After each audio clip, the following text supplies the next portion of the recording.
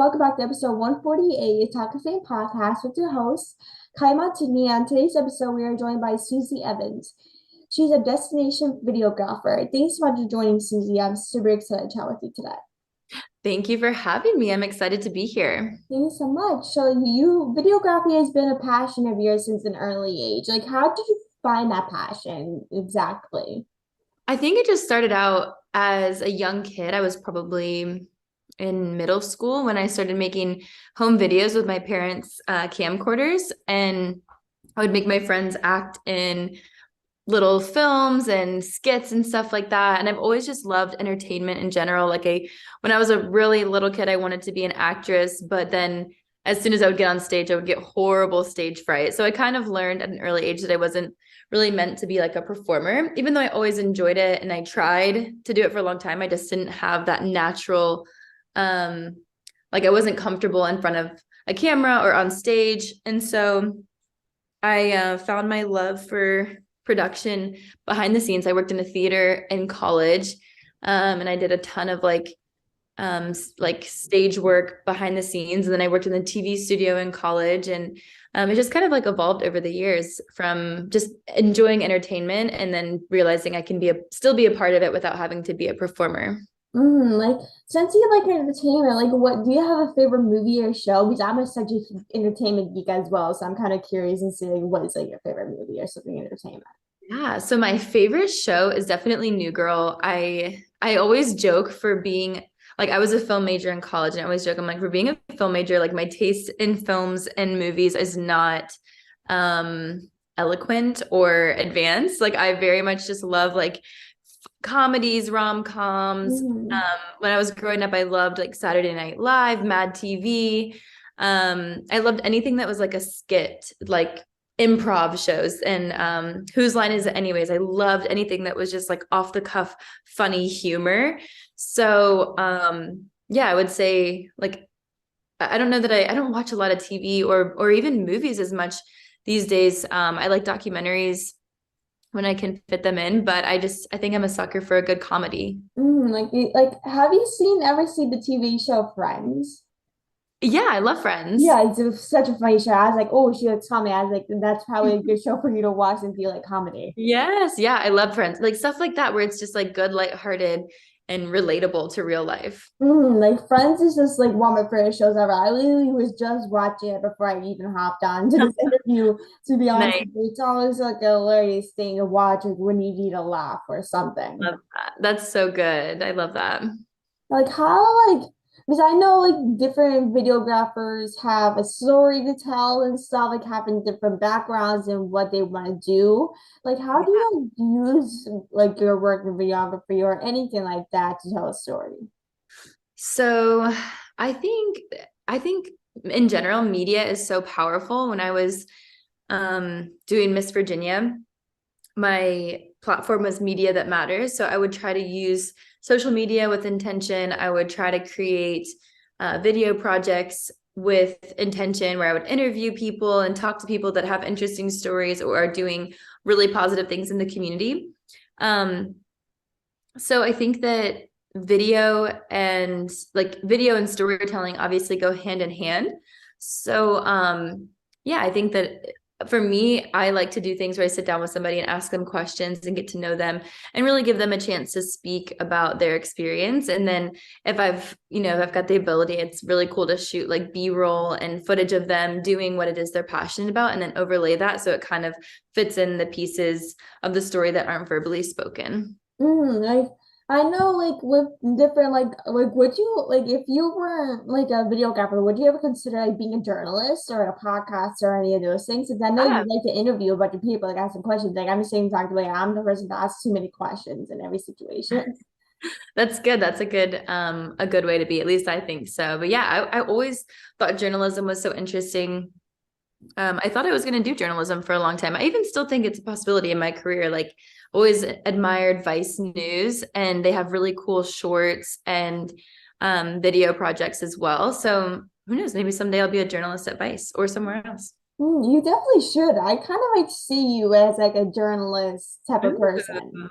Thank you. That Was like the journalist thing like for Miss like USA, Miss Virginia, or was it just for like your personal project, like for the community? It's usually for your community, but you can, I mean, that's the thing about Miss USA is you can use it for whatever you want. Like a lot of people go into it and they think, and I thought the same thing. I was like, oh, this will help me with my career. It's a huge platform for education. So I paid for my undergraduate degree. So there's like tons of opportunities and it just depends like what you want to use it for. So yeah, a lot of journalists do come out of Miss USA or Miss America. And like when you're young, like you moved from Virginia Beach to small town Virginia, because I know you just moved to California recently, but like how did that kind of move kind of inspire your career path or basically like impact you in a way? Yeah, I think coming from Virginia Beach, which still isn't a huge area, but it's definitely way bigger than the town I'm from, or like the town I mostly grew up in. But I loved Virginia Beach. It was very diverse. It's close to the ocean. There's a lot more, I would say, diverse culture in Virginia Beach. And so Mhm. when I was about 7 or 8, I moved to a small town still on the coast, so still close to the ocean, but really quiet. There was not a lot of diversity in my town. And I really only knew the world around me, which Mhm. wasn't the world, it was my community. It was people that looked like me, talked like me, thought like me. And so I felt like I was really unaware of the world. I didn't know it at the time, but I had this eagerness to experience the world and experience different cultures just because I felt like I just didn't know anything about anything outside my bubble. And so I was always really interested in people from different places and different cultures and communities. Um, but I think that that move and being then confined in a small town just inspired me to want to see the world more and learn people's stories more. So I think it ended up being a good thing for me because it sparked my interest and really like lit that fire in me to want to leave the town. Where if I'd grown up in Virginia Beach my whole life, maybe I would have been more comfortable and I would have been, oh, this is enough excitement for me. But instead, I was like in this little town and I was like, I just want to get out and see the world and experience everything. Yeah, like actually like relate to that because like I have a bunch of family in Virginia. Like they live like a little bit after like a little bit outside of DC around that area. And like I'm from a small town, Pennsylvania. Like it's such a small town, it's very quiet, but everyone knows each other in that sort of way. Like if it's a small town, but everyone knows each other in specific ways Yeah. since it's a very small town. But then Right. like as a kid, like I didn't really kind of see myself or even like kind of had a role model. Like I didn't kind of have a person that's like, oh, like this person's like, this person is literally me as an adult. But of course, I had people to look up to, like my parents, my grandparents, and all of that. But it's like, I really didn't see myself in that person. Like, you know what I mean? It's just like I didn't really see myself as a career path or anything like that when I was young, you know what I mean? Like it's just like it really does suck. You know what I mean? Of course we have family that we look up to so much, but then it's like I want to have someone that look up to that exactly like me in a way. Yeah, for sure. That's so Yeah. important. You know, like, do you like travel all over, or you just stay like in a specific place for videography? Because I know a lot of videographers always like to stay in like one place. Yeah. So for most of my career in video, I've just been in Virginia, like a local vendor, doing weddings, and I would try to branch out and do creative projects as well. But last year I was able to kind of pivot and market myself doing destinations. So I'll travel to anywhere somebody is willing to pay my way. So that's like kind of the caveat with a destination videographer, photographer. You get a client and then if they're like okay, my destination is Mexico, then they are required to pay my way and put me up in a hotel. So I'm willing to travel anywhere. That's like always the biggest question that people ask. They're like, oh, how far will you go? I'm like, I'll go anywhere, but it's like you got to find somebody that's willing to pay you to do that. Like with like when did you move to California? Because I'm like, well, no, you just moved to California, right? Yeah, like 3 days ago. Oh, 3 days ago? Yeah. Oh wow, like why did you move to California? Like did you just move for like, more opportunities or just move there just basically yeah, like a bunch of people you know down there or stuff like that? Mostly just opportunities. So I never, when I was really little, I used to think, oh, I want to live in California because it's nice weather, it's warm, it's beautiful, there's entertainment everywhere. And then when I became older, I was like, oh my gosh, heck no, I will not move to California. It's so expensive. Like, Yeah. I really remember thinking that it just like wouldn't be a good fit for me because I thought everybody was kind of superficial. I mean, that's just like the reputation it has. But this past year, I just was presented with so many opportunities, and it just felt like moving to California was the right move for me in my career. I mean, the truth is, like, this is the entertainment capital. And so I'm excited to just be here and put myself out there. I'm already connecting with artists and people that are creative and wanting to just like jump into creating things. So that's really what I'm hoping to do. Yeah, awesome. Like I know like, for me, I always literally wanted to move to California for some reason. It's always kind of been my favorite place to move, like my favorite place ever, not just to move, but like a problem is like this is very expensive to live. Yeah, so expensive. Oh, that's the worst part. Yeah, but it's like the key to opportunities though, and more people in that way because it's such a big city that like you'll literally spot a lot of people that you watch on TV or and music down there. Like you can just look over and you just see someone. Yeah, I'm sure. And like I know you touched on this a little bit earlier, but you were Miss Virginia and competed in Miss USA 2020. Like how was being part of that challenge you had never before in both competitions? It was really It was a great challenge. It was a tough year because 2020 was tough on everybody. We were pretty much in Mhm. lockdown. And so the process was way different than previous years. It was different than what we all dreamt it to be. It was like just not what we anticipated. But at the end of the day, it was a wonderful opportunity. I met such incredible women. Miss Washington, USA, Imani is one of my good friends, and she actually lives out here in California now. So we spent time together like 3 days ago. It's really a powerful experience because you're surrounded by women who are ambitious, successful. They are talented, funny, smart. Like the list goes on and on. And you're just surrounded by really, really, really strong, empowered women. And so you're put in this room with all these people, and it's like it's truly inspiring.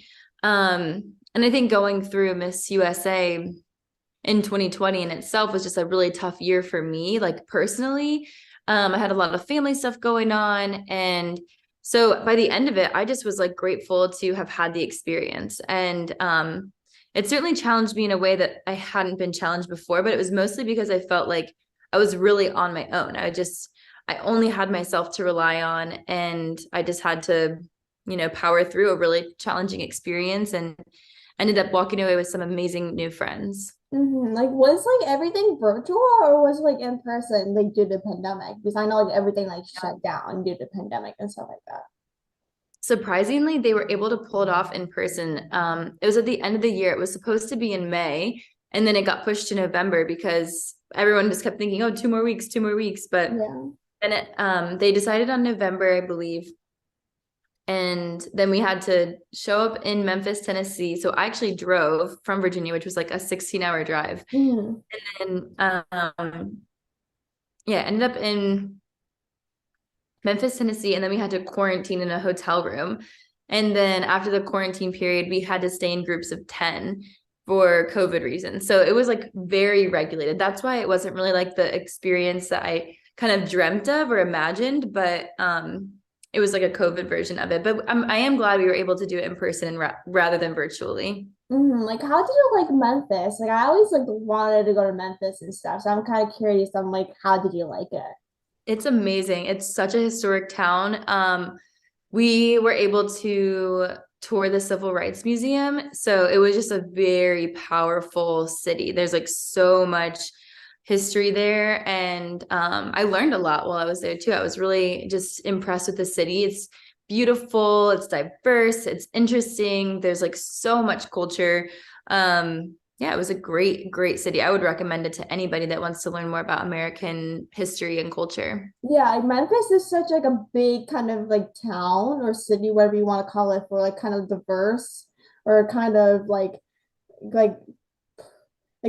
basically been basically off of like sex, basically like black, white, and all these things. It's basically good off of color and sex. It's like if you want to learn about those things, I think that's a city kind of for you to learn and stuff. So true. Absolutely. Like how like did you like go see Graceland while down there? Yeah, we actually did see Graceland. I got to tour Elvis's home. Ooh, how was that? Because I'm like the biggest Elvis fan to exist. I'm like I Oh, had to ask really? that. Oh, that's so fun. Yeah, my little sister is too. Yeah, it was really interesting. It was kind of eerie, I would say. I'm sure you've seen the new Elvis movie. Oh yeah, I've seen it a million times. I'm obsessed. I'm really Yeah, obsessed. Have you seen it? yeah. I've seen half of it because it's so long. So I started it with my little sister, but then it got so late. But she had seen it like 16 times probably. Yeah, I've Um, seen it a million times. Even with it being on HBO Max, I've seen like two uh-huh. or three times in theaters, a million times on TV. Oh, yeah. So when we saw it in the movie, it looked very similar, but it was, I would say, smaller in person. Like it wasn't as glamorous, but like back then it probably was very glamorous. But today it gave me kind of like eerie vibes where it was a little bit like it was dated and it's like everything is left exactly how it was pretty Mhm. much. So that's why it kind of has like an eerie feeling to it. It was like very interesting. But it And was like I just love how like Austin Butler even did the role himself. Like he all he moves like I know he sang like one or two songs or something. Like he literally mastered the voice, the moves, and everything perfectly. Like so if you good. literally put the actual clip of Elvis and Austin Butler side to side or up and down, it's literally the same exact thing. That's so crazy. I love it. Like, do you think like winning Miss Virginia like help you succeed in Miss USA, or is it like kind of like your own kind of like gut or your experience has kind of led you there? Led me to Miss USA. Yeah. Yeah, so you have to win a state competition to attend Miss USA. So like each state has a state competition. So Mhm. I had to qualify to go to Miss USA. I had to win my state. And yeah, I think that I competed twice. So I think having the experience of competing the year earlier definitely helped me just kind of prepare and feel more comfortable on stage, and the interview process and all that stuff. And it gave me more time to practice and just like really become secure in who I am. Like, did you do any smaller competitions like in your city, or was it just like, oh, I'm just going up to Miss Virginia, like kind of like the biggest competition in the state, mostly? Yeah, so in Virginia, they don't have locals anymore. They used to have local competitions, but I think the pageant world is kind of getting smaller. So Yeah. they don't have local competitions anymore. I think maybe they have a couple, but I just enrolled what is called like at large. So you're like, you don't have a local director or sponsors or anything like that. Like you just enroll as yourself. Oh, really? Hmm. That's crazy. Like was that like new when you joined, or was it like kind of like a like not So new, like it's happened years before? I competed when I was a teenager. I was 17 and they had some locals then. So when I was a teenager, I was Miss Fredericksburg Teen USA. And so then I had a director who guided me and like coached me and helped me get like make my way to Miss Virginia. And I don't know at what point it stopped happening, but it must have been a few years ago because I was Miss Virginia Teen like 12 years ago now. So at some point in the last 12 years, it stopped happening. That's actually so interesting that like everything just kind of is like slowing down each year, especially during COVID, like everything is shut down. Yeah, it's totally different now, which I think is good. I think it's changing and hopefully for the better. Like, and I noticed like switching topics a bit. Like, are you a Disney fan, by the way? Like, I do like Disney movies and stuff like that. I do now, but I wasn't always, not until I worked there. Yeah, you're a Disney princess for Tokyo as an international performer. Like, how did that come about? Like, how did you kind of end up doing kind of that position?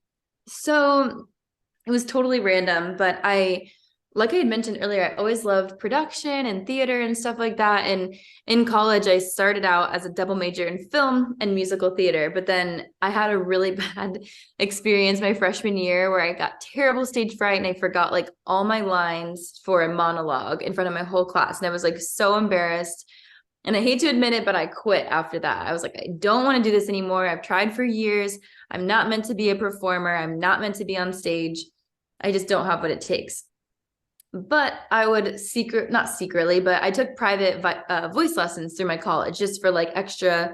I would have to take like extra credits. Like every semester, I would have 21 credits because I would film my classes with like fun stuff like voice lessons or acting. And I auditioned for like the one act plays, which are way smaller than the big stage shows and stuff. So I always like kept performing for fun, but I didn't really like doing it in front of people. And then right after college, I'd only graduated with a film degree and I was working a random job over the summer and somebody came up to me and was like, you should be a Disney princess. Like they literally approached me. It was a random person. She didn't work for Disney or anything. And she told me to look up this thing online, like disneyauditions.com. And so I went home and did it. And I found that Tokyo Disneyland was hiring for their cast for the next year. And I was feeling very stuck. I was pretty broke. I was a waitress. I was working jobs off Craigslist. I was a production assistant. I was just like living the starving artist lifestyle. And I think that I hadn't like had the pressure before. Like I always did theater and performance for fun. And I never like, or I thought it was for fun, but I would put all this pressure on myself. And I was like, oh, I'm not good enough, or I get too scared, or I have stage fright or whatever. And I'd always put so much pressure on myself. And then I was in this situation after school where I was like, I wasn't unhappy, but I was like, I don't want to live my life like this. Like I want to have an adventurous life. And I'm a waitress right now and I'm a production assistant and I just felt like so stuck. And I was like, okay, there's this audition in New York City. And I was like, you know what? I have nothing to lose because I'm not a performer. My life doesn't depend on this. Like it's no big deal. So I could just show up and nobody knows me and I'm just going to like give it my best shot. And then like, if I don't get it, who cares? Because I didn't know anything about it yesterday. So it was like I think it was like a week away. And so a week later, I rode the Chinatown bus from Newport News, Virginia to Chinatown, New York City. And yeah, I walked into the audition and I just kept making it through the rounds somehow. And I was like, I couldn't believe it. Every round that they would cut like tons of people. And I was like, oh my gosh, how am I making it through each round? And I was a horrible dancer. Like I was great at improv. I was great at the acting, giving the lines and stuff like that. But I mean, I wouldn't say great, but like I nailed that stuff compared to the dance. The dance I was like so bad at, but I had made a friend who was a dancer in the audition and he was really helpful. So I just kept making it through the rounds. And then I got to the very end. And then 2 weeks later, I had a contract from Tokyo Disney. Ooh, like how long, like how much rounds were there? Were there like a lot of rounds, or was it kind of like a small amount of It was things? probably like, so they had like over 500 people in the audition. And then at the end, there were 7 of us. Um, so I don't know how many rounds, but I know they probably had at least like 7 dance um numbers, or not numbers, like it was the same dance, but like 7 rounds of the dance. And then I'm trying to think. And then you would do like an improv one, and then they would do like it was just like constantly changing. Maybe I got put through like 5 or 6 different experiences that day, but it took like 7 hours. Oh wow. Like did you like use any of those dances or improvs like during the tour, or like did you just like did that for the auditions and just kind of threw it out and never kind of thought about it again? Yeah, we didn't ever touch that same dance ever again, but we learned different dances once we got hired. Like did you like was it like a paid job, or was it kind of like dedicate your time type of thing? Oh no, it was a paid job. Like they flew us all to Tokyo. They gave us all apartments and we had a salary. Ooh, that's amazing. Like how long was that for? Was it a couple months, couple years? Like how long did it like it was it like long for? It was originally 14 months, and then I auditioned to stay a second year, and I was chosen to stay on. And so it ended up being a little bit over 2 years. Ooh, that's such a long time. Like, would you ever do it again, like in today's world, or you wouldn't? Oh yeah, absolutely. I had an incredible experience. I love Japan. I love Tokyo. I mean, it was so cool being in Asia. I traveled like all over the country and then to a few different countries as well. And then it was a great way to save money. So when I came back to the States, I was able to go backpacking through Europe afterwards. It was a great experience. I would do it again for sure. And I would recommend anybody that wants to be a performer to go perform with Disney abroad because it's incredible. Did you ever been to like Tokyo or around those states before? Like, I know, like, I heard, like, I never been, but I heard it's like pretty cool to go there. Yeah, it's incredible. I had never been to Asia before, so everything was new. It was a completely different culture, but I loved it. I was so different from Japanese culture. I'm so like free spirited and do my own thing. I'm on my own pace, and Japan can be very strict and very, very respectful. And I 100% want to respect other people's countries and cultures. And I feel like when I go somewhere new, I feel like I'm an ambassador for America. And I think a lot of times we have a bad reputation. So I always want to leave a positive impact, like wherever I go as an American.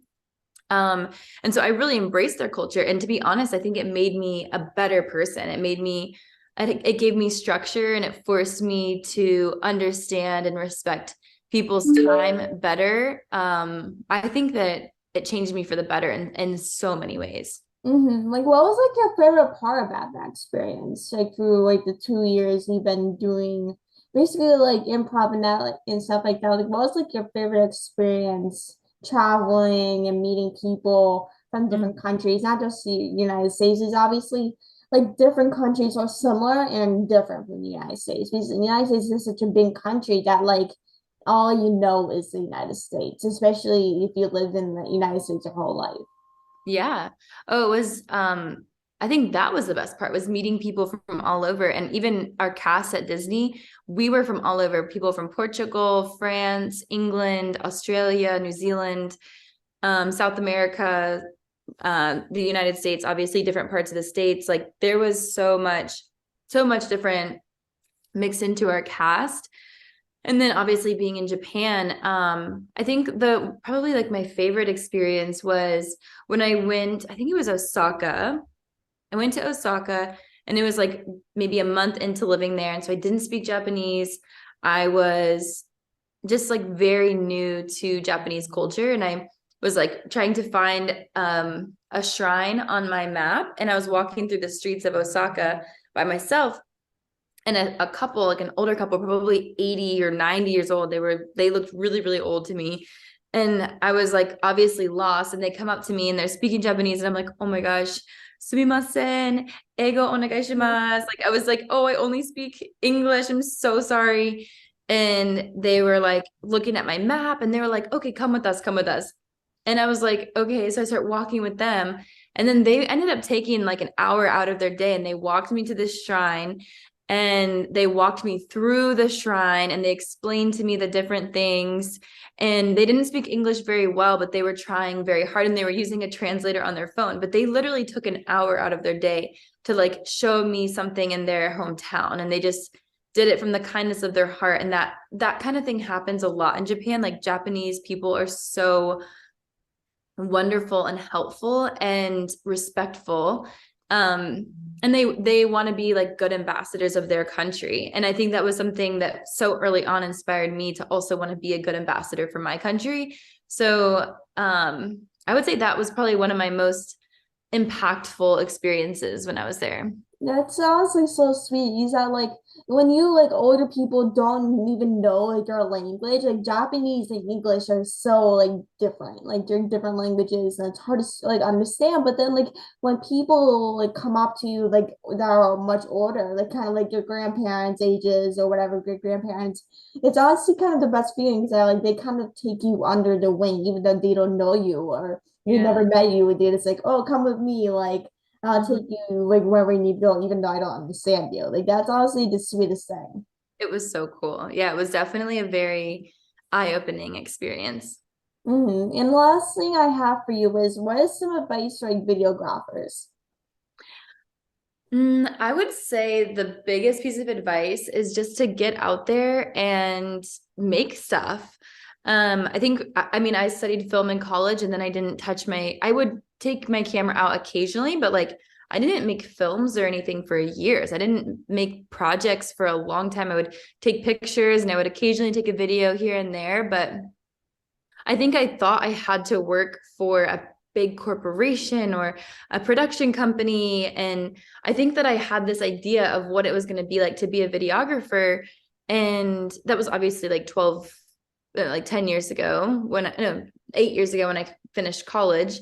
So I remember just thinking that you had to like have permission from somebody to start creating, but you don't. Like if you have a camera or if you have an iPhone even or a droid or whatever, like you can start creating films now. And I wish I would have done that. That's like the biggest piece of advice I would give myself is that you can create today. You don't have to have permission from anybody or have somebody else's idea. You can literally come up with an idea, film something and put it out there. And like the sooner you start doing that, the sooner you'll start to have success and get better. Like that's like honestly something I wish I did when I was a kid. Like when I was young, is that like I wish I wasn't as shy or even kind of didn't stop opportunities and like say no opportunities. You know what I mean? Like obviously I'm 16 years old now and people are like, oh my God, like you're doing amazing things at your age. But then like you should like I wish I even started when I was really young. You know what I mean? It's just like I'd rather get out of my comfort zone and actually do something rather than be in a group background, you know? Totally. Well, it's awesome what you're doing already at 16. So I think you have amazing things ahead of you. I wish I was doing things like this at 16, but the beauty in all of it is that it's never too late to start whatever it is you want to do. So if you have a passion or a dream, just go for it. For sure. And like the last I wanted to ask you, where did you go to college for videography? Like those like film and stuff like that. I went to a school called Lindenwood University. It was a small school in Missouri. Oh, really? How'd you like that? I loved it. It was amazing. They had everybody there was pretty much on the scholarship of some kind because nobody would go to that college if they didn't. I mean, maybe now, but at the time it was a really small school. So they would bring people in on scholarship.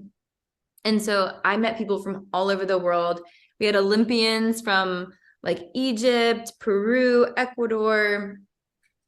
We had like this like Southeast Asian ping pong champion go to our school. Like we had people on scholarship for the most interesting things. And I think that's why I just like developed this huge passion for travel and experiencing other cultures was because there was a major international population on my campus.